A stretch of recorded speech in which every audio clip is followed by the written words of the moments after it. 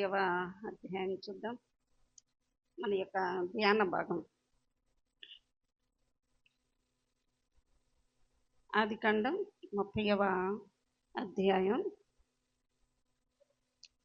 17-18 వచనాల్ని చదువుతున్నాం. దేవుడు లేయా మొర మనవి వినెను గనుక ఆమె గర్భవతి యాకోబునకు 5వ కుమారుని కనెను.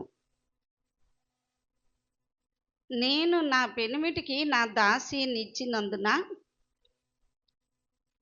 దేవుడు నాకు ప్రతిఫలము దయచేసిననుకొని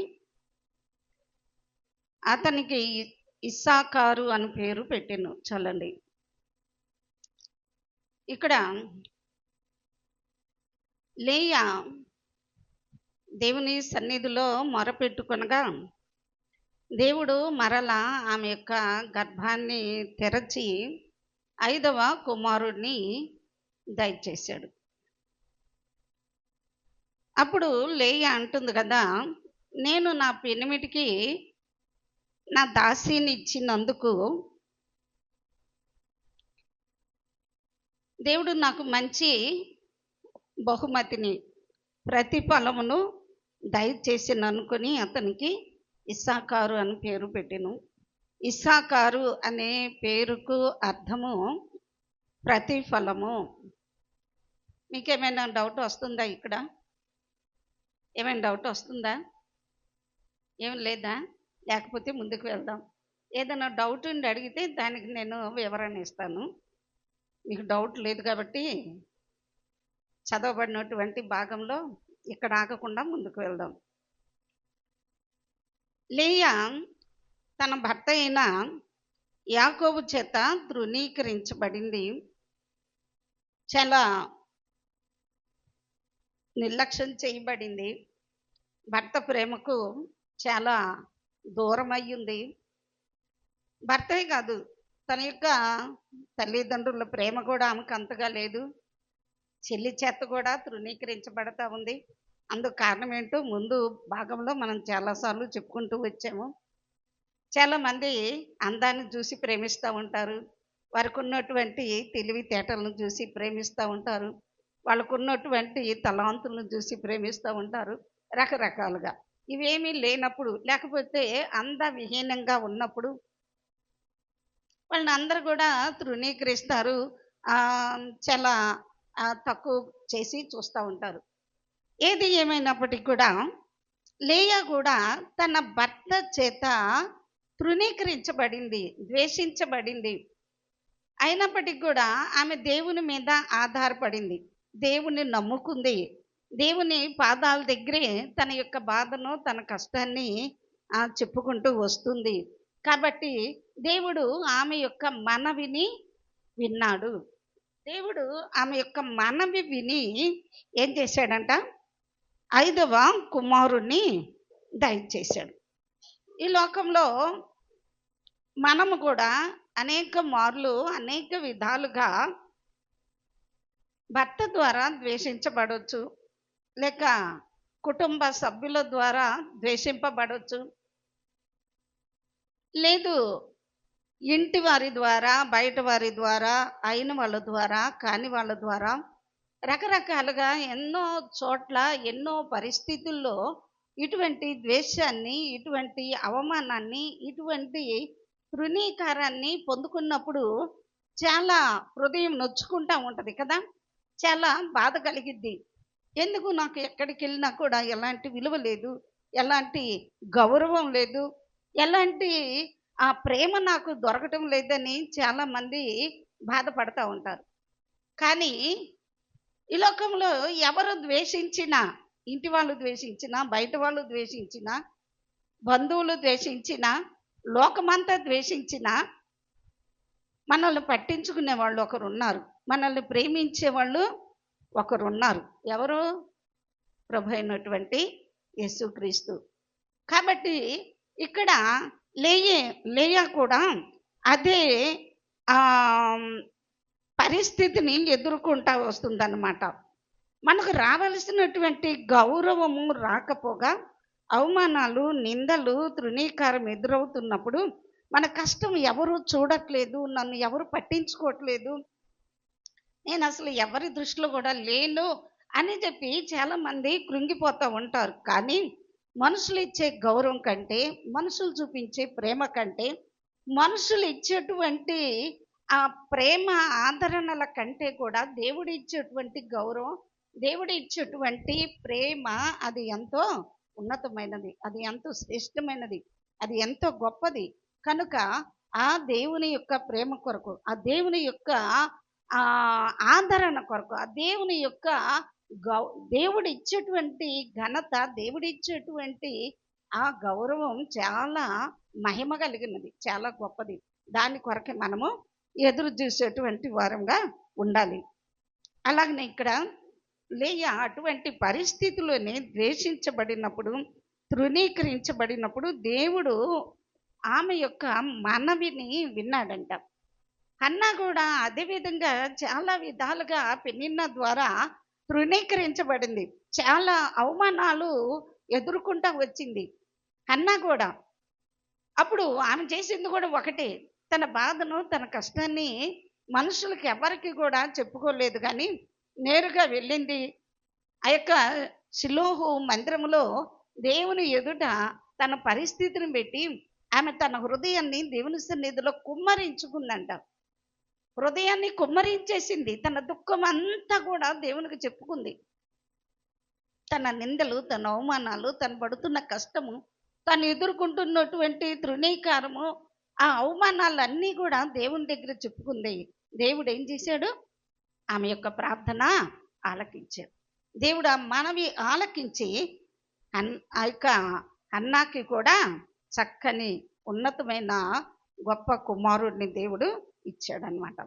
కాబట్టి మనము అటువంటి పరిస్థితి గుండా వెళ్తా ఉంటే, ఒకవేళ అలాంటి స్థితిగతుల మధ్యలో మనం ఉన్నట్లయితే, ఎక్కడైనా సరే, ఏ రూపంలోనైనా, ఏ విధంగానైనా అటువంటి పరిస్థితులు మనం ఎదుర్కొంటున్నట్లయితే మనం బాధపడవలసిన పని లేదు, దుఃఖపడవలసిన పని లేదు. ఎందుకంటే ఉన్నతమైనటువంటి దేవుడు, గొప్ప దేవుడు మనకున్నాడు కాబట్టి ఆయన తప్పకుండా మనకు సహాయము చేస్తాడు. ఒకరోజు రూబేను, లేయా పెద్ద కుమారుడైనటువంటి రూబేను పొలానికి వెళ్ళాడు. పొలం వెళ్ళి వస్తా ఉంటే, ఆ పొలానికి వెళ్ళి వచ్చేటువంటి సమయంలో ఆ దారిలో ఒక వృక్షాన్ని చూసాడంట. ఏమిటి ఆ వృక్షం అంటే? పుత్రదాత వృక్షము. పుత్రదాత వృక్ష ఫలాలు చూసి అవి కొన్ని కోసుకొని వచ్చి తన తల్లికి ఇచ్చాడు. అది ఎవరు చూశారు? రాహేలు చూసింది. రాహేలు చూసి, అప్పటికి ఇంకా పిల్లలు లేరు కదా రాహేల్కి, కాబట్టి ఆశపడి వెంటనే అక్క దగ్గరికి వచ్చి, లేయా దగ్గరికి వచ్చి, నీ కుమారుడు తీసుకుని వచ్చినటువంటి ఆ పుత్రదాత వృక్ష ఫలాలను నాకు ఇవ్వవా అని చెప్పేసి అడిగింది. అక్కడ వాళ్ళిద్దరికి కొంత సంభాషణ జరుగుతుంది. సరే, చివరికి లేయా అక్క ఆ పుత్రదాత వృక్ష ఫలాలను తీసుకొని కొన్ని తన చెల్లైనటువంటి రాహేలుకి ఇచ్చిందనమాట. ఇచ్చినా కూడా ఆమెకి వెంటనే సంతానం కలిగినట్టు మనకి ఇక్కడ కనిపించదు. ఆమె ఏమి నమ్ముకుంది అంటే, ఈ పుత్రదాత వృక్ష ఫలాలను నమ్ముకుంది, వాటి మీద విశ్వాసం ఉంచింది. అవి తింటే నాకు ఎమ్మటే పిల్లలు పుట్టేస్తారు అనుకుంది రాహేలు. కానీ అదేమి కూడా జరగలేదు. వెంటనే ఆమెకేం పిల్లలు పుట్టలేదు. కానీ ఆ తరువాత ఈ ఈ కుమారుడు ఆ పండ్లను తీసుకుని వచ్చి తల్లికి ఇచ్చినప్పటికీ కూడా ఈ లేయా మాత్రము ఆ పండ్ల మీద ఏమాత్రం విశ్వాసం ఉంచలేదు, ఆ పండ్లను నమ్ముకోలేదు. కానీ ఎవరిని నమ్ముకుంది?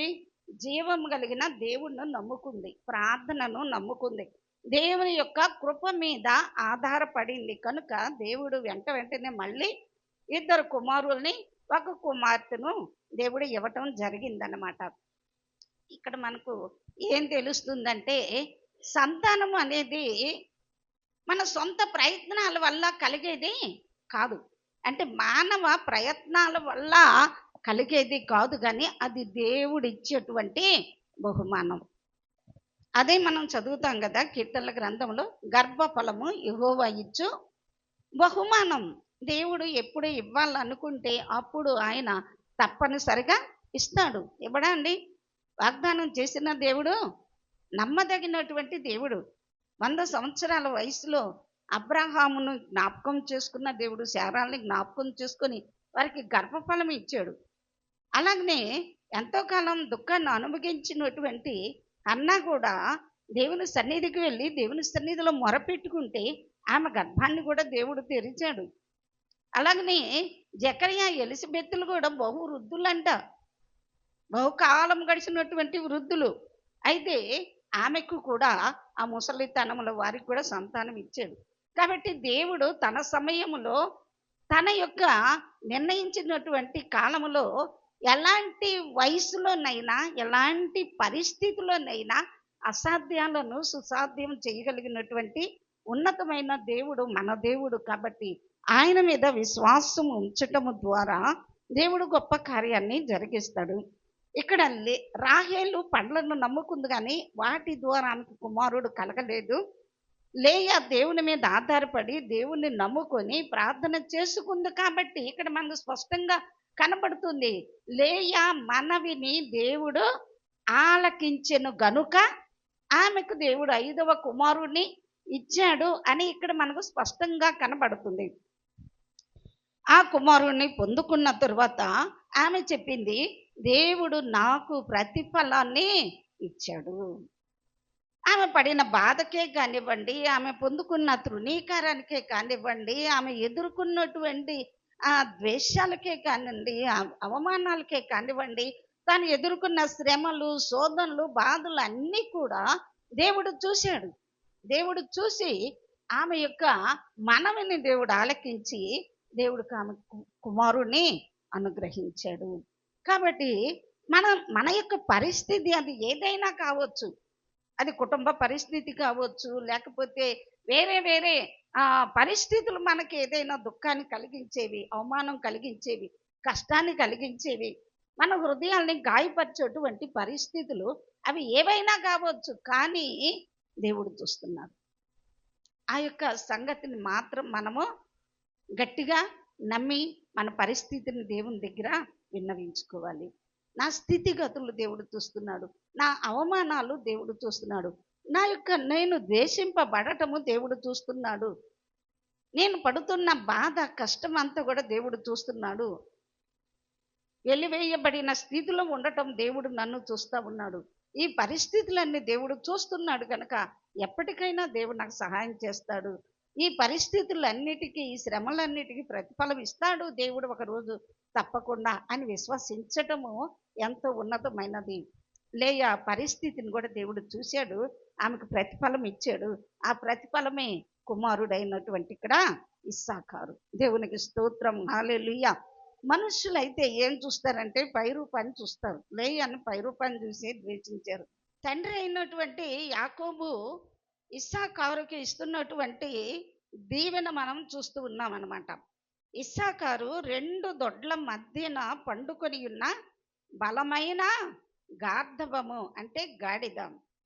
అతడు విశ్రాంతి మంచి దగుటయు ఆ భూమి రమ్యమైన దగుటయు చూసిన కనుక అతడు మోయుటకు భుజము వంచుకొని వెట్టి చేయు దాసుడగును. దేవునికి మహిమ కలుగును గాక. ఇస్సాకారు స్వభావాన్ని ఇక్కడ అతని యొక్క జీవిత విధానము, అతని యొక్క మనసు, అతని స్వభావము, ఇస్సాకారు ఎటువంటి జీవిత విధానాన్ని కలిగి ఉంటాడు, ఎటువంటి ఆశీర్వాదాన్ని పొందుకుంటాడు, ఏ విధంగా ఇతరులకు ఆశీర్వాదకరంగా దీవెనకరంగా ఉంటాడో తండ్రి అయినటువంటి యాకోబు ఇక్కడ తెలియజేస్తూ మాట్లాడుతున్నాడు. తాను మరణ శయ్య మీద ఉన్నాడు, చనిపోవటానికి సిద్ధంగా. అటువంటి సమయంలో 12 మంది కుమారుల్ని పిలిపించి ఎవరి దీవెన చొప్పున వారికి 12 మంది కుమారులను దీవించటం జరిగిందనమాట. ఇస్సాకారు గురించి చెప్పినటువంటి మాట ఇది. ఇస్సాకారు ఎక్కడంట ఎలా ఉన్నాడంట, 2 దొడ్ల మధ్యన పండుకొని ఉన్న బలమైన గార్ధబము. గాడిద యొక్క పని ఏంటండి? గాడిద ఏం చేసి చెప్పండి? బరువులు మోయటం, కష్టపడేటువంటి జీవి. అంతేకాదు, అది చాలా ఓర్పు, చాలా సహనం కలిగినటువంటి ఆ జీవి అన్నమాట ఈ యొక్క గాడిద. అలాగనే ఈ యొక్క ఇస్సాకారు కూడా చాలా ఓర్పు కలిగినటువంటి వాడు, చాలా నెమ్మది కలిగినటువంటి వాడు, చాలా కష్టపడేటువంటి స్వభావము కలిగినటువంటి వాడు అనమాట. కష్టాన్ని చూసి ఏమాత్రము కూడా భయపడేవాడు కాదు, దాక్కునేవాడు కాదు, కానీ ఇష్టపడి మరీ కష్టపడేటువంటి వాడు అనమాట. ఎప్పుడైనా సరే చూడండి, మనము పనికి భయపడిపోయామనుకోండి, పనికి భయపడిపోయినటువంటి వాళ్ళందరూ ఏం చేస్తారు చెప్పండి? ఏదో ఒక సాకులు చెబుతున్నారు, దాక్కోవటానికి తప్పించుకోవటానికి ప్రయత్నం చేస్తారు. కానీ కష్టపడటానికి ఇష్టపడిన వాళ్ళు ఎప్పుడూ కూడా సాకులు చెప్పరు, కానీ ఏం చేస్తారు? వాళ్ళకున్నటువంటి శక్తిని అంతటిని కూడా ఉపయోగించి దేవుని యొక్క సన్నిధిలో దేవుని పని కొరకు కష్టపడతారు. దేవుని పరిచర్య అంటే అన్నిటిలో కూడా ముందుంటారన్నమాట కదా, అవునా? మన పనులు చేసుకోవటానికి మనం చాలా బలాన్ని ఉపయోగిస్తాం, అవునంటారా కాదంటారా? మన పని చేసుకోవడానికి, మన ఇంట్లో పనులు చేసుకోవటానికి, మనం బయట పనులు చేసుకోవటానికి, మన కోసం మనం కష్టపడటానికి మనం ఎంతో మన శక్తిని ఉపయోగిస్తాము. ఆ శక్తిని ఇచ్చింది ఎవరండి? ఆ బలాన్ని ఇచ్చింది ఎవరు? ఆ ఓపిక ఇచ్చింది ఎవరు? ఆ ఆయుష్ని ఇచ్చింది ఎవరు? దేవుడే కదా. దేవుడిచ్చిన బలాన్ని, దేవుడిచ్చిన శక్తిని, దేవుడిచ్చిన ఆరోగ్యాన్ని, దేవుడు నీకు ఇచ్చినటువంటి సామర్థ్యాన్ని దేవుని కొరకు వాడటంలో దేవుడు ఇంకా నీ బలాన్ని, నీ శక్తిని ఇంకా దేవుడు రెట్టింపు చేస్తాడు. దానికి దేవుడు గొప్ప ఆశీర్వాదాన్ని ఇస్తాడు. కానీ చాలా మంది ఏం చేస్తూ ఉంటారంటే, ఆ దేవుడిచ్చిన బలాన్ని, దేవుడిచ్చిన శక్తిని తమ కొరకు మాత్రమే వాడుకుంటారు. తన కొరకు, తన కుటుంబానికి, తమ పనుల కొరకే. దేవుని కొరకు వాడడానికి ఎంత మాత్రము కూడా ఒళ్ళు వంచరు.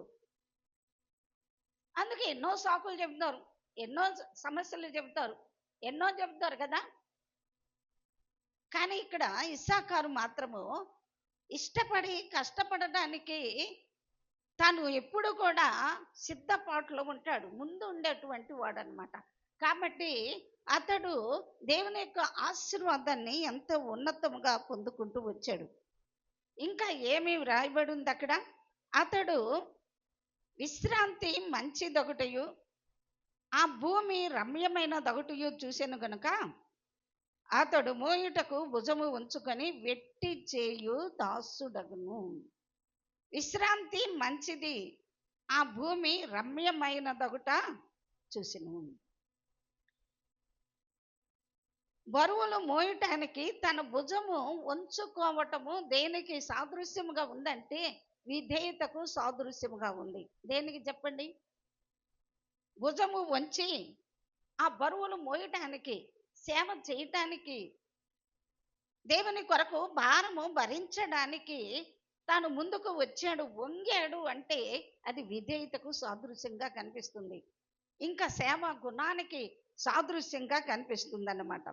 దేవుడిచ్చినటువంటి, అది ముందు చెప్పుకున్న బలాన్ని, దేవుడిచ్చిన సామర్థ్యాన్ని, దేవుడిచ్చిన శక్తిని నీ స్వార్థం కొరకు, నీ సొంతానికి వాడుకుంటే దాని వలన మనము పొందుకునే ఆశీర్వాదము సున్నా. ఎప్పుడొకప్పుడు ఏదో ఒక విధంగా బలహీనము అవ్వకుండా ఉంటామండి. ఏదో మనిషి అన్నాక బలహీనతలు రాకుండా ఉండవు కదా. బలహీనతలు వస్తాయి, సమస్యలు వస్తాయి, కానీ వాటన్నిటిలో నుంచి విడిపించేది ఎవరు? మళ్ళీ శక్తిని సమకూర్చేది ఎవరు? మళ్ళీ దేవుడు బలాన్ని, ఆరోగ్యాన్ని ఇచ్చేది ఎవరు? దేవుడే కదా. ఎప్పుడైతే మనము పరిచర్య చేయటానికి మనము భుజం ఉంచుతామో, నడుము ఉంచుతామో, లేదు ఆ దేవుని సన్నిధిలో ఆ చేసే మనస్సును కలిగి ఉంటామో, దేవుని పరిచర్య చేయటానికి ఇష్టపడతామో, అది మనకు ఎంతో దీవెనగా, ఎంతో ఆశీర్వాదంగా మారుతుంది. యేసు ప్రభు అంటాడు కదా, నేను పరిచర్య చేయించుకోవటానికి రాలేదు కానీ పరిచర్య చేయుటకును అనేకులకు ప్రతిగా విమోచన క్రయధనముగా తన ప్రాణమును సహా అర్పించడానికి వచ్చాడంట ప్రభు. పరిచర్య చేసే వారిలాగా ఉండాలని దేవుడు తెలియజేస్తూ ఉన్నాడు. ఎవరు గొప్పగా ఉండాలనుకుంటారో, ఎవరు ఆశీర్వాదాన్ని పొందుకోవాలనుకుంటారో, ఎవరు మొదటి వాడుగా ఉండాలనుకుంటారో వారు ఏం చేయాలంట? మొదట సేవా భావాన్ని కలిగి ఉండాలి, సేవా దృక్పథాన్ని కలిగి ఉండాలి, సేవా గుణాన్ని కలిగి ఉండాలి, సేవ చేసే స్వభావాన్ని కలిగి ఉండాలి. ఆ సేవ చేసే మనసు, ఆ స్వభావము ఎప్పుడైతే మనకు ఉంటుందో అప్పుడు దేవుడు అంచెలంచెలుగా అన్ని విషయాల్లో కూడా ఆశీర్వదిస్తాడు. తను తాను తగ్గించుకునేవాడు హెచ్చించబడతాడు. తను తాను హెచ్చించుకునేవాడు. కాబట్టి ఫిలిప్పీలకు రాసిన పత్రికలో కూడా ఒక మాట ఉంటది కదా, అందరూ కూడా తమ సొంత కార్యాలనే చూసుకుంటున్నారు కానీ యేసుక్రీస్తు కార్యములను చూడరు. మన పని కోసం ఎంత ఉదయకాలమే లేచి అసలు ఎక్కడ లేని శక్తి వచ్చేస్తూ ఉంటుంది, ఎక్కడ లేని బలం వస్తూ ఉంటుంది. ఎంత పని అసలు ఆ పనులు తలుసుకుంటే బురదలోకి దిగటం అంటే మాటలా? రోజంతా బురదలో నడుము వంచి నాటేయటం అంటే మాటలా? కలుపు తీయటం అంటే మాటలా? ఏమండి, ఇవన్నీ కష్టమైన పనులు కాదా? భారమైన పనులు కాదా? కానీ ఆ పని మనకు భారం అనిపిస్తుంది అంటారా? అనిపిస్తుందా? లేదు. ఎందుకు? ఏం కనిపిస్తుంది? డబ్బులు కనిపిస్తున్నాయి కదా. డబ్బులు కనిపిస్తున్నాయి కాబట్టి అది భారంగా అనిపించదు. దేవుని పని చేస్తే నీకు డబ్బులు కనిపించవు. కానీ దేవుడు ఏమంటున్నాడు? పరిచర్య చేసే వారికి దేవుడు ఉన్నతమైన ఆశీర్వాదాన్ని ఇస్తాడు. దేవుని పని చేసేవారిని, దేవుని మందిరం యొక్క పరిచర్య చేసేవారిని దేవుడు ఉన్నతముగా ఆశీర్వదిస్తాడు. ఆ ఆశీర్వాదము నువ్వు పొందుకున్న ఆరోగ్యంలో కనిపిస్తుంది. ఆ ఆశీర్వాదము నువ్వు సంపాదించిన ప్రతి రూపాయిలో కనిపిస్తుంది. ఆ ఆశీర్వాదము నువ్వు ఎక్కడ అడుగు పెడితే అక్కడ ఆశీర్వాదం కనిపిస్తుంది. దేవుడు అంటున్నాడు కదా, మీరు బయటకు వెళ్ళినప్పుడు దీవించబడతారు, లోపలికి వచ్చినప్పుడు దీవించబడతారు. నీ పంట పొలాలు దీవించబడతాయి, నీ పశువులు దీవించబడతాయి, నీ దుక్కటేతులు అన్నీ ఆశీర్వాదాలే. ఆశీర్వాదం అన్నిటి మీద ఉంటుంది. యోసేపు ఆశీర్వదించబడలేదండి. పోతీఫరు ఇంట్లో ఉన్నాడు కదా, పోతీఫరు ఇంట్లో ఉండి భయభక్తులు కలిగి ఉన్నాడు, ప్రార్థనా జీవితం కలిగి ఉన్నాడు. కఠినుడైనప్పటికీ కూడా ఒక బానిసగా ఎంతో సేకరి చేస్తా వచ్చాడు యోసేపు ఆ పోతీఫరు ఇంటిలో. అయితే ఆ పోతీఫరును బట్టి, ఆ యజమానుడైనటువంటి ఆ యోసేపును బట్టి పోతీఫరు ఇంటిని దేవుడు ఏం చేస్తూ వచ్చాడు? ఆశీర్వదిస్తూ వచ్చాడు. అది గమనించాడు, పోతీఫరు గమనించాడు. యోసేపు తన ఇంటిలో అడుగు పెట్టింది మొదలుకొని తన పొలంలోనేమి, తన ఇంటిలోనేమి, తన యొక్క ప్రతి స్థలంలో కూడా ఏ విధంగా ఆశీర్వాదాన్ని చూస్తున్నాడో పోతీఫరు గమనించి అతను ఏం చేశాడు? ఆ బానిస స్థాయి నుంచి తీసేసి తనకు పరిచర్య చేసేవాడుగా చేసుకున్నాడు. ఆ తర్వాత పరిచర్య చేసేటువంటి స్థానం నుంచి ఎక్కడికి హెచ్చించాడు? గృహ నిర్వాహకుడుగా ఉండటానికి, తన ఇంటి బాధ్యతలన్నీ నిర్వర్తించేటువంటి వాడుగా. అంటే ఇక పోతీఫరు భోజనము చేయటము తప్పనిచ్చి తన ఇంటిలో ఏముందో ఏమి లేదో అసలు తాను పట్టించుకోనటువంటి ఆ పరిస్థితి. అంటే ఇంకా పూర్తిగా బాధ్యత మొత్తము కూడా ఎవరికి ఇచ్చేసాడు? ఇంటి బాధ్యత అంతా కూడా. అంటే తన ఇంటిలో తన భార్యను తప్పనిచ్చి తన ఇంటిలో తన చేతికి అప్పగించినదంటూ ఏది లేదంట. ఎలా వచ్చింది ఇంత ఆశీర్వాదం? ఎలా వచ్చింది? ఈ అంచెలంచెలుగా హెచ్చింపబడటం ఎక్కడి నుండి వచ్చింది? అతనిలో ఉన్నటువంటి నమ్మకత్వం, సేవాభావం, తగ్గింపు జీవితం, ప్రార్థనా జీవితం. ఆ విధంగా మన స్థితిని, మన స్థాయిని కూడా దేవుడు మారుస్తాడు, ఆశీర్వదిస్తాడు అనమాట. ఇక్కడ ఇస్సాకారు కూడా అటువంటి ఇష్టపడి కష్టపడేటువంటి భావము కలిగినటువంటి సేవా గుణము కలిగినటువంటి వాడు. దేవుడు మనకిచ్చినటువంటి ఆరోగ్యాన్ని, దేవుడు మనకిచ్చినటువంటి ఆశీర్వాదాన్ని, దేవుడు మనకిచ్చినటువంటి సామర్థ్యాన్ని, దేవుడు మనకిచ్చిన తలాంతుల్ని, వాటిని ఉపయోగించేటువంటి వారుగా ఉండాలి. దేవుని కొరకు ఉపయోగించే వారిగా, ఇతరులకు మనము ఆశీర్వాదకరముగా ఉండాలి. అతడు విశ్రాంతి మంచి దగుటయు ఆ భూమి రమ్యమగుటయు చూసెను. అంటే ఆ భూమి రమ్యమగుట ఆశీర్వాదానికి అక్కడ సూచనగా కనిపిస్తుంది. సారవంతమైనటువంటి స్థితికి, పచ్చదనానికి, అభివృద్ధికి, ఆశీర్వాదానికి ఇక్కడ ఆ రమ్యమైనటువంటి భూమి సాదృశ్యంగా కనిపిస్తుంది. దేవుడిచ్చినటువంటి ఆశీర్వాదాల్ని మనము సోమరులుగా ఉండటానికి, ఏ పని పాఠాలు లేకుండా ఖాళీగా ఉండటానికి సాకులు చెప్పటానికి కాదు, కానీ దేవుడు మనకిచ్చినటువంటి ఆశీర్వాదాన్ని సద్వినియోగం చేసుకొని మరింత ఆశీర్వాదకరంగా ఉండడానికి ప్రయత్నించాలి. సోమరులుగా మారకూడదు, కానీ ఇంకా మరింత బాధ్యత కలిగి పనిచేసే వారిగా మనము బలపరచబడాలి. దేవుని వాక్యం సెలవిస్తుంది కదా, శ్రద్ధగా పనిచేసేవాడు ఏలుబడి చేస్తాడంట. నమ్మకమైన వారికి దీవెనలు మెండుగా కలుగుతాయి. కాబట్టి ఇక్కడ యాకోబు ఇచ్చినటువంటి ఆశీర్వాదము ప్రకారంగా ఇస్సాకారు కష్టపడేటువంటి జీవిగా, ఓర్పు కలిగినటువంటి వాడిగా, సహనం కలిగినటువంటి వాడుగా, బాధ్యతలు కలిగినటువంటి వాడుగా, సేవా గుణము కలిగినటువంటి వాడుగా, ఇష్టపడి కష్టపడేటువంటి వాడిగా మనము చూస్తూ ఉన్నాము. ఆశీర్వాదాలు ఆ విధంగా అతడు పొందుకుంటూ వచ్చాడు. మరొక విషయాన్ని కూడా మనం చూద్దాము. ఇస్సాకారు గురించి మోషే ఏమని ఆశీర్వదించాడో 18, 19 వచనాలు. ఇక్కడ మోషే ఇస్సాకారుని దీవించే ఈ పద్ధతిలో జెబూలూను, ఇస్సాకారు 2 పేరులను కూడా కలిపి దీవిస్తూ ఉన్నాడు. ఇస్సాకారు, నీ గుడారముల యందు సంతోషించుము, వారు జనములను కొండకు పిలిచిరి, అక్కడ నీతి బలులు అర్పించిరి, వారు సముద్రముల సమృద్ధిని, ఇసుకలో దాచబడిన రహస్య ద్రవ్యములను పీల్చుదురు. చూశారు, ఇక్కడ మోషే ఇస్సాకారును దీవించినటువంటి విధానంలో, ఇస్సాకారు, నీ గుడారములలో నీవు సంతోషిస్తావు. ఏశావు ఏమన్నా వేట యందు నేర్పరి అయి అడవుల్లో, అరణ్యంలో నివసిస్తా వచ్చాడంట. యాకోబు సాధువయ్యి గుడారంలో నివసిస్తా వచ్చాడంట. ఏశావు ఎక్కడున్నాడు? అడవుల్లో వేటకి వెళ్ళిపోయి ఆ వేట మాంసం తీసుకొచ్చి తండ్రికి పెడతా ఉంటాడు కదా. ఈ యాకోబు ఏమో సాధువయ్యి గుడారంలో జీవిస్తా తల్లి కొంగు పట్టుకొని తల్లి వెనకాలనే తిరుగుతూ ఉంటాడన్నమాట యాకోబు. అంటే ఇంటిలో మర్యాదగా పద్ధతిగా ఉండవాళ్ళని సాధువులు అంటారు. కొంతమంది సహజంగా చూడండి, మా అబ్బాయి లేకపోతే మా అమ్మాయి ఇంట్లో నుంచి బయటికి రాదండి, కాలేజీ, స్కూలు, ఇల్లు అంతే. మా అబ్బాయి కాలేజీకి వెళ్తాడు, ఇంటికి వస్తాడు, ఇంట్లోని అల్లరి చిల్లరి స్నేహాలకి వెళ్ళడు.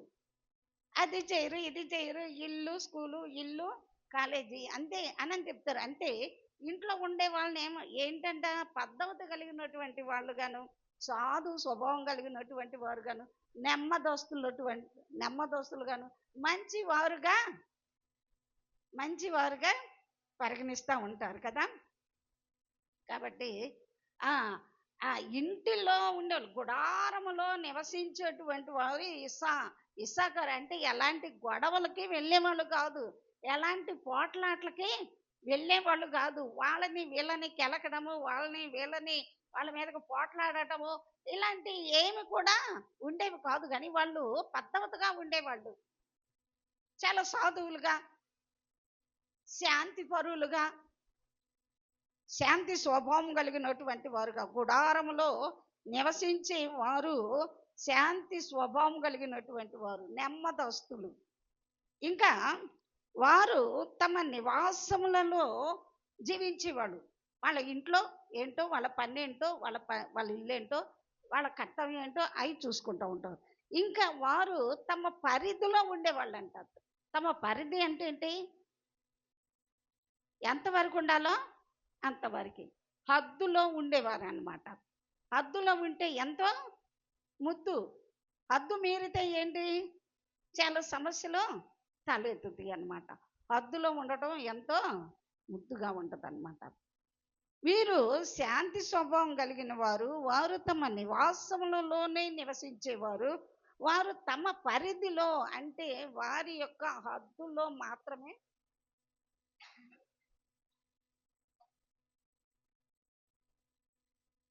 వారు తమ హద్దులో మాత్రమే ఉండేవారు, కానీ అంతకు మించి ఎవరి జోలి కూడా వెళ్ళేవారు కాదు. ఇంకా నాలుగవది ఏంటంటే, వీళ్ళలో ఉన్నటువంటి మంచి లక్షణము, దేవుడు తమకిచ్చినటువంటి దానిలో సంతృప్తి కలిగి జీవించేటువంటి వారు. లేని దాని కొరకు తెంపర్లాడేవారు కాదు, తెంపర్లాడేవారు కాదు. లేని దాని కొరకు, అంటే తమది కాని దాని కొరకు ఎప్పుడు కూడా పరుగులెత్తేవారు కాదు. తమది కాని దాని కొరకు పరిగెత్తే వాళ్ళని ఏమంటారు? ధనాశ. మోసం చేసేవాళ్ళు, అన్యాయం చేసేవాళ్ళు, లంచగొండుల్ని, వాళ్ళ వాళ్ళు ఎలాంటి వాళ్ళు? తృప్తి లేనటువంటి వాళ్ళు. తృప్తి లేనటువంటి వాళ్ళు అలాంటి పనులన్నీ చేస్తారు. కానీ సంతృప్తి కలిగి జీవించేటువంటి లక్షణము దేవుని బిడ్డలకు చాలా శ్రేష్టమైనది, అమూల్యమైనది. తృప్తికి మించినటువంటి ఆస్తి లేనే లేదు, సంతృప్తికి మించినటువంటి ఆస్తి లేదు. కాబట్టి దేవుని సన్నిధిలో ఈ గొప్ప లక్షణాలను మనము కూడా కలిగి జీవించాలి. తిమోతి పత్రికలో కూడా ఉంటది, తమ ఇంట ఉండి పని చేసుకుని వారునై ఉండవలెనని స్త్రీలకి ఆజ్ఞాపిస్తూ ఉంటాడు పౌలు. తిమోతికి పత్రిక రాస్తూ, ఇంటింటికి తిరగవద్దు. ఇంటింటికి తిరిగితే ఏమొస్తుంది? ఏమన్నా వచ్చిద్దా? జగడాలు వస్తాయి కదా. ఇంటింటికి వెళ్ళి కూర్చున్నప్పుడు అనవసరమైనటువంటి ముచ్చట్లు, అనవసరమైనటువంటి మాటలు, అనవసరమైనటువంటి సంభాషణలని, అంటే అక్కడ కూర్చున్నంతసేపు ఏదో ఒకటి మాట్లాడాలి, ఏదో ఒకటి కాలక్షేపం గడపాలి. ఏం మాట్లాడకుండా పని జరగదు కదా. జరిగిద్దా? ఇద్దరు కలిసి కూర్చున్నారు, ముగ్గురు కలిసి కూర్చున్నారు, లేదా ఒక 10 మంది గ్రూప్గా కూర్చున్నారు, ఖాళీ కూర్చుంటారంటారా? ఆ కూర్చున్నప్పుడు ఏం చేయాలి? వంతుల వారిగా ఏదో ఒకటి మాట్లాడదు. ఒకళ్ళు ఒకటి లేపితే ఇంకొకటి లేవనెత్తితే ఆ సంభాషణ అంతా కూడా దీవెనగా 10 మంది కూర్చొని ప్రార్థన చేసుకుంటే అది ఎంతో ఇంకా శ్రేష్టమైనది. 10 మంది కూర్చొని, లేదు ఇద్దరు కూడి, నలుగురు కూడి, 10 మంది కూడి ఒక ఇంట్లో కూర్చొని ప్రార్థన చేసుకుంటే అది ఎంతో గొప్ప విషయం కదా. దేవుని గురించి, ఆ దేవుని వాక్యం గురించి తలపోసుకుంటా, మాట్లాడుకుంటా, పాటలు పాడుకొని ఒకరి కొరకు ఒకరు ప్రార్థన చేస్తే 10 మంది కలిసి అది ఎంతో శ్రేష్టమైనది, అది ఎంతో దీవెనకరంగా ఉంటుంది. అలా కాకుండా అనవసరమైనటువంటి వాటికి ఆ ఇంటికి ఈ ఇంటికి తిరుక్కుంటా అనవసరమైన మాటలన్నీ కూడా మాట్లాడుకుంటే అవి ఎంతో చేటును తీసుకొస్తుంది, జగడాలు తీసుకొస్తాయి. ఆ అమ్మ గురించో ఈ అమ్మ గురించో చెప్పుకుంటూ ఉన్నప్పుడు ఆ తర్వాత అవి ఎటో దారి తీసి ఏమవుతూ ఉంటుంది? కుటుంబాల మధ్యలో కలహాలు, సిచ్చులు ఏర్పడుతూ ఉంటాయి అన్నమాట. కాబట్టి ఆ తమ ఇంట ఉండి పని చేసుకునే వారిగా మితముగా మితానుభవం, మాటల్లో కూడా మితముగా మాట్లాడాలి. విస్తారమైన మాటల్లో దోషం ఉంటుంది. విస్తారమైన మాట, ఎప్పుడు కొంతమంది ఏదో ఒకటి మాట్లాడుతూనే ఉండాలి. ఏదో ఒకటి మాట్లాడితేనే వాళ్ళకి బాగుంటుంది, లేకపోతే బాగోదు అసలుకి. కొంతమందికి ఏమో కదిపితేనే మాటలు వస్తాయి, లేకపోతే మాటలు రావు. నాలాంటి వాళ్ళకి నన్ను ఎవరో ఒకళ్ళు కదపాలి, నన్ను ఎవరో ఒకళ్ళు ఏదో ప్రశ్న వేయాలి, ఏదో ఒకటి అడగాలి, అప్పుడే నా నోటి కూడా మాటలు వస్తాయి, లేకపోతే మాటే రాదు. బైబిలు ప్రార్థన ఇక ఇంతకు మించి మరొకటి లేదు. ఏం మాట్లాడాలో కూడా అర్థం కాదు. ఏదన్నా మీరు ఒక ప్రశ్న తీసుకొని నా దగ్గరికి రండి, బైబిల్ గురించి కల వచ్చిందన్న రండి, ఇక ఆగదు ఈ బండి. ఇక ఈ బండి ఆగదు. గంటలైనా ఒక్క దేవుని గురించి మాత్రమే, బైబిల్ గురించి మాత్రమే. అంతకు మించి ఈ లోక సంబంధమైన మాటలు, ముచ్చట్లు మనకి పట్టవు, మనకు రావు, మనకు తెలియదు. కాబట్టి దైవికమైన ఆలోచన కలిగి దైవికమైనటువంటి విధముగా ఉండాలి. దేవుని యొక్క సన్నిధిలో మితము కలిగి మనము మాట్లాడే వారంగా ఉండాలి. ఆ మాట్లాడేది కూడా ఉప్పు వేసినట్లు రుచికరంగా ఉండాలి. ఆ మాట్లాడే మాట కూడా ఎదుటి వారికి ప్రయోజనకరంగా ఉండాలి. ఆ మాటలు ఇతరులకు దీవెనకరంగా ఉండాలి, ఎదుటి వారిని కట్టేవిగా ఉండాలి, ఎదుటి వారిని బలపరిచేవిగా ఉండాలి.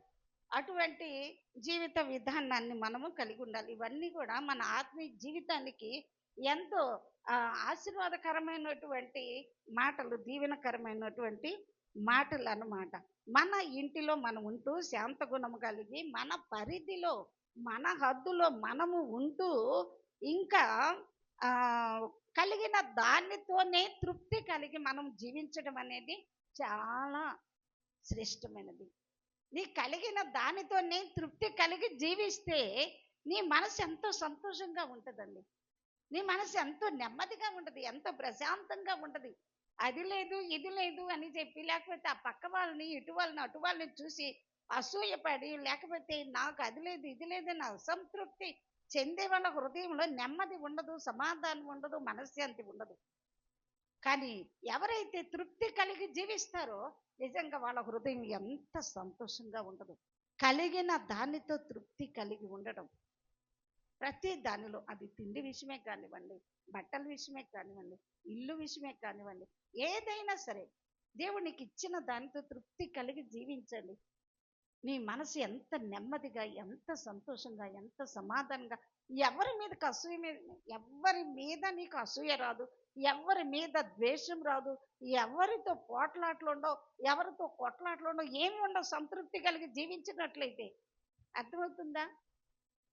అటువంటి సంతృప్తి సహితమైన దైవ భక్తి నాకు దయచే ప్రభు అని ప్రార్థన చేసుకోవటం చాలా మంచిది. ఇంకా ఏం చేస్తున్నారంటే అండి వీళ్ళు, ఇంకా ఏం చేస్తున్నారు? ఇస్సాకారు వారు గుడారముల యందు సంతోషించేవారు, వారు జనములను కొండకు పిలిచిరి. ఎక్కడికి పిలిచారంట? జనములను కొండకి పిలిచారంట. కొండ అంటే దేవుని యొక్క పర్వతము, దేవుని యొక్క మందిరము, దేవుని యొక్క సన్నిధి, దేవుని యొక్క ఆరాధన. వీళ్ళు ఏం చేస్తున్నారు? వాళ్ళు భక్తి కలిగి జీవించడం మాత్రమే కాకుండా ఇంకా అనేకులను దేవుని సన్నిధికి నడిపించేటువంటి అనుభవాన్ని కలిగి ఉండాలి. అనేక మంది జనములను కొండకు పిలుస్తూ ఉన్నారంట, దేవుని మందిరానికి పిలుస్తూ ఉన్నారు, దేవుని ఆరాధనకు తీసుకుని వస్తూ ఉన్నారు. రక్షించబడినటువంటి మనము కూడా ఏం చెయ్యాలి? నేను వెళ్తున్నాను చాలే అనుకోవటం కాదు, కానీ అనేకులను దేవుని సన్నిధికి నడిపించేటువంటి వారిగా మనం ఉండాలి. అక్కడ నీతి బలులు అర్పింతురు. దేవుని సన్నిధికి వెళ్ళిన తర్వాత ఏం చేస్తారు? నీతి బలులు అర్పించటం అంటే ఏం చేస్తారు? జీవ ఫలములను దేవునికి సమర్పించడం, దేవుని స్తుతించే అనుభవం, దేవుని సన్నిధిలో ప్రార్థన, దేవుని సన్నిధిలో ఆరాధన చేస్తూ ఉంటే అది ఎంతో ఆశీర్వాదకరం. ఇక్కడ ఇస్సాకారీలు అది కలిగి ఉన్నారు. దేవుని సన్నిధి, దేవుని సహవాసం కలిగి ఉన్నారు. అనేక మందిని దేవుని సన్నిధికి తీసుకొని వచ్చే వారిగా ఉన్నారు. దేవుని సన్నిధిలో నీతి బలులు అర్పించే వారిగా ఉన్నారు. దేవుడు మన దగ్గర నుంచి జంతు బలులు కోరటం లేదు, లేకపోతే ఏ బలిని కోరటం లేదు, కానీ విరిగి నలిగిన హృదయమే దేవునికి ఇష్టమైనటువంటి బలి. దేవుడు కోరుకునే బలి ఏంటంటే నీవు విరిగి నలిగిన హృదయముతో దేవుని పాదాల దగ్గర మొరపెట్టడమే. ఆ ప్రార్థనే దేవునికి ఇష్టమైన బలిగా, గొప్ప నైవేద్యంగా దేవుడు అంగీకరించి మన ప్రార్థనలకు దేవుడు ప్రతిఫలాన్ని ఇస్తాడు. ఇంకా ప్రార్థన జీవితాన్ని కలిగి ఉండారు. దేవునికి భయపడేవారుగా ఉండాలి, దేవునికి భయపడేవారుగా ఉండారు. దేవుని సన్నిధిలో భయభక్తులు కలిగినటువంటి వారుగా ఉండారు. నిజంగా మన గుండెల్లో దేవుని భయం అనేది గనక ఉన్నట్లయితే ఏ పాపము చేయడానికి ఇష్టపడరు. దావీదు అదే అంటాడు కదా, నేను పాపము చెయ్యకుండా ఉన్నట్లు నా హృదయంలో నీ వాక్యమును ఉంచుకొని ఉన్నాను. దేవుని భయము మనలో ఉన్నప్పుడు ఎలాంటి పాపము చేయటానికి, అది కంటి ద్వారా కానీ, నోటి ద్వారా కానీ, నీ చేతి ద్వారా కానీ, నీ క్రియల ద్వారా కానీ, ప్రవర్తనలో ఎక్కడ కూడా పాపానికి ఎక్కడ కూడా చోటు ఇవ్వవు. దేవుని భయము మన గుండెల్లో ఎప్పుడు కూడా ఉండాలి. యెహోవా యందైన భయము నాకు ఇంపైనది అంటాడు దావీదు భక్తుడు. దేవుని భయము మనము కలిగి ఉండాలి. భయముతో పాటు భక్తి కలిగి ఉండాలి. భక్తి ఉండాలి, భయము ఉండాలి. ఒకటి ఉండి ఒకటి లేకపోతే ఆ భక్తి సంపూర్ణమైనటువంటి భక్తి అనబడదు. కొంతమందిలో భక్తి ఉండదు కానీ భయం ఉండదు. కొంతమందికి భయం ఉండదు కానీ భక్తి ఉండదు. ఒకటి ఉండి ఒకటి లేకపోతే అది సంపూర్ణమైన భక్తి కాదు. కానీ భయము భక్తి రెండు కలిగి ఉండాలి. కనుకనే దేవుని యందు భయభక్తులు కలిగి మనము జీవించాలి. యెహోవా యందు భయభక్తులు కలిగి ఆయన త్రోవల యందు నడుచు వారందరూ కూడా ధన్యులని, వారు ఆశీర్వదించబడతారని దేవుని వాక్యం సెలవిస్తుంది. అటువంటి భయభక్తులు కలిగిన జీవితం మనము కలిగి ఉండాలి. అనేకుల్ని ఇతరులను దేవుని సంధికి, కొండకు, ఆరాధనకు నడిపించే వారుగా ఉండాలి. ఇస్సాకారీలు ఇటువంటి నాయకత్వపు ఆ లక్షణాలను వారు కలిగి ఉన్నారు. ఇంకా ఏమని రాయబడి ఉంది ఇక్కడ? వారు సముద్రముల సమృద్ధిని, ఇసుకలో దాచబడిన రహస్య ద్రవ్యములను పీల్చుదురంట. పీల్చుతారు. ఎక్కడ? సముద్రపు సమృద్ధి, ఇసుకల్లో దాచబడిన రహస్య ద్రవ్యము పీలుస్తారంట. అంటే ఇతరులకు కనబడనటువంటి ఎన్నో మేలులు, ఇతరులకు కనబడనటువంటి ఎన్నో ఆశీర్వాదాలు, మరుగై ఉన్నటువంటి మేలులు దేవుడు తన బిడ్డలకు అనుగ్రహిస్తాడు. దేవునికి స్తోత్రం. హల్లెలూయా. ఆయనను ప్రేమించు వారికి, ఆయన సంకల్పం చొప్పున పిలువబడిన వారికి మేలు కలుగుటకై సమస్తము కూడా దేవుడు సమకూర్చి జరిగించేటువంటి దేవుడు. ఇంకా నీ యందు భయభక్తులు గల వారి ఎడల నువ్వు దాచి ఉంచిన మేలు ఎంతో గొప్పది అని వాక్యం తెలియజేస్తుంది. దేవుడు తన భక్తుల కొరకు, తనను ఆశ్రయించే వారి కొరకు, తన యందు భయభక్తులు కలిగి జీవించే వారి కొరకు ఆయన ఎన్నో మేలులు దాచి ఉంచేడంట. మనం ప్రేమించే మన బిడ్డలకి ఏం చేస్తాము? కొన్ని కొన్ని కొన్ని పదార్థాలని దాచిపెట్టల్లా పెడతాము కదా, అవునంటారా? అలాగ ఎదురుగా పెట్టేస్తే ఎవరు తిని అయిపేస్తారో అని చెప్పి మనకి ఇష్టమైనటువంటి వాళ్ళకి పెట్టడానికి వాటిని ఒక ప్రక్కన దాసి మరీ పెడతాం కదా. దేవుడు కూడా తన బిడ్డలకి, తనను ప్రేమించే వారికి, తనను ఆశ్రయించిన వారికి, తనను వెంబడించే వారికి, తన యందు భయభక్తులు కలిగిన వారికి శ్రేష్టమైన మేలులు దాచి ఉంచాడంట. వాటిని తన భక్తులు ఏం చేస్తారు? పీలుస్తారంట. పీలుస్తారు, తృప్తి పొందుతారు. దేవునికి స్తోత్రం కలుగును కాక. కాబట్టి ఇటువంటి ఆశీర్వాదాలని ఇస్సాకారు కుటుంబము పొందుకుంటూ వచ్చారు. ఇలాంటి ఆశీర్వాదాలు పొందుకోవాలని నీకుంద ఆశ? ఇస్సాకారీయులు పొందుకున్నటువంటి మేలులు, ఇస్సాకారీయులు పొందుకున్నటువంటి ఆశీర్వాదాలు, వాళ్ళు కలిగి ఉన్నటువంటి గొప్ప లక్షణాలు, ఈ మంచి లక్షణాలు ప్రభువా నేను కూడా కలిగి ఉండేలా సహాయం చెయ్యమని దేవుని సందులో ప్రార్థించాను. ఇంకా మూడవదిగా చూస్తే ప్రకటన గ్రంథంలో కూడా ఇస్సాకారీయులు కనిపిస్తూ ఉంటారు. 7వ అధ్యాయం 7వ వచనంలో ప్రకటన గ్రంథంలో అక్కడ ఇశ్రాయేలీల 12 గోత్రాల వారిని దేవుని ముద్ర గల వేరొక దూత వచ్చి ముద్రిస్తూ ఉంటాడు. మా దేవుని ప్రజలను వారి నొసళ్ళ యందు ముద్రించే వరకు మీరు కొంతసేపు అలా ఆగండి అని చెప్పి 4 దిక్కుల వాయువును పట్టుకొని భూమికి, ఆకాశానికి, చెట్లకి వాయువు విసరకుండా, గాలి విసరకుండగా నష్టాన్ని, కీడును కలగజేయటానికి సిద్ధంగా ఉన్న ఆ దేవదూతలకి దేవుని దూత ప్రకటన చేస్తుంది. మా దేవుని యొక్క ప్రజల నొసళ్ళ యందు ముద్ర, మా దేవుని ముద్ర వేసే వరకు కూడా మీరు దేనికి, ఆకాశానికి కానీ, భూమికి కానీ, చెట్లకు కానీ, సముద్రానికి కానీ హాని కలగజేయవద్దని చెప్పి ప్రకటిస్తారు. అక్కడ కూడా ఆ లెక్కించబడి ముద్రించబడినటువంటి ఆ 12 గోత్రాలలో కూడా ఇక్కడ ఇస్సాకారీయులు కనిపిస్తూ ఉన్నారు. ప్రతి గోత్రములో కూడా 12,000 మంది, 12,000 మంది, 12,000 మంది లెక్కించబడుతూ ఇస్సాకారీయుల గోత్రము కూడా అక్కడ 12,000 మంది లెక్కించబడినట్లుగా మనం చూస్తున్నాం. అంటే వారి యొక్క భక్తి జీవితం విధానము ఎక్కడ దాకా కొనసాగింది? పరలోకములో వారు ముద్రించబడి భద్రపరచబడే వరకు కూడా వారి భక్తి విధానం జీవితం కొనసాగుతూ వచ్చింది. అలాగనే మనం చేసే భక్తి ఎక్కడ దాకా కొనసాగాలంటే మనము పరలోకంలో చేరే వరకు, దేవుని రాకడ వరకు, లేదు మన పోకడ వరకు కూడా మనకు దేవుడిచ్చిన రక్షణ, మనకు దేవుడిచ్చినటువంటి ఈ గొప్ప ఉన్నతమైనటువంటి రక్షణ భాగ్యాన్ని కాపాడుకుంటూ ఇస్సాకారు కలిగి ఉన్నటువంటి ఈ గొప్ప ఉన్నతమైనటువంటి లక్షణాలను మనము కూడా కలిగి ఉన్నప్పుడు అంతము వరకు కూడా నమ్మకంగా ఉన్న వారికి నిత్యత్వపు బహుమానము కూడా ఉంటుంది. నిత్యత్వపు బహుమానము కూడా ఆ దేవుని యొక్క రాజ్యములో ముద్రించబడేటువంటి వారుగా ఉంటాము. ఎవరికి ముద్ర వేయబడుతుంది? ఎవరైతే దేవుని సన్నిధిలో నమ్మకంగా ఉంటారో, శ్రమలు, శోధనలు, కష్టాలు, నిందలు, అవమానాలు, బాధలు అన్నీ సహించి అన్నిటినీ కూడా ఓర్చుకున్నటువంటి వారికి దేవుడి ముద్రను వేస్తాడు. ఆ ముద్రను నీవు నేను మనము కలిగి ఉండాలి. కాబట్టి ఇస్సాకారు అనే మాటకు అర్థం ఏంటి? ప్రతిఫలము.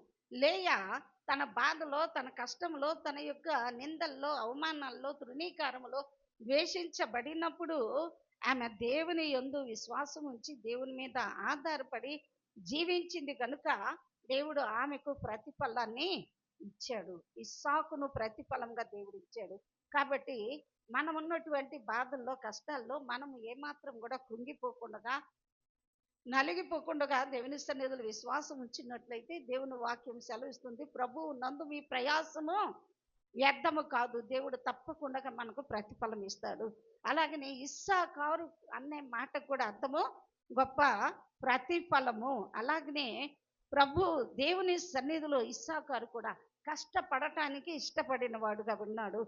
సేవా భావం కలిగినటువంటి వాడుగా ఉన్నాడు. ఓర్పు, సహనము, సంతృప్తి, సమయోచితమైనటువంటి జ్ఞానము కలిగినటువంటి వాడుగా ఉన్నాడు. అనేకులు దేవుని సన్నిధికి నడిపించేటువంటి వాడుగా ఉన్నాడు. ఇంకా దేవుని రాజ్యములో లెక్కించబడి దేవుని ముద్రను కూడా పొందుకున్నటువంటి వాడుగా ఉన్నాడు. అటువంటి జై జీవితాన్ని మనమందరం కూడా పొందుకొని దేవుని నామాన్ని స్తుతించుదాం. ఇస్సాకారు కలిగిన గొప్ప లక్షణాలు, ఇస్సాకారు కలిగినటువంటి ఆ గొప్ప ఆశీర్వాదము, ఆ ప్రతిఫలం, ఆ గొప్ప ప్రతిఫలాన్ని మనము కూడా దేవుని దగ్గర నుంచి పొందుకుందుము గాక. ఆమేన్. దేవుడి మాటలు దీవించును గాక. ప్రార్థన చేసుకుందాం.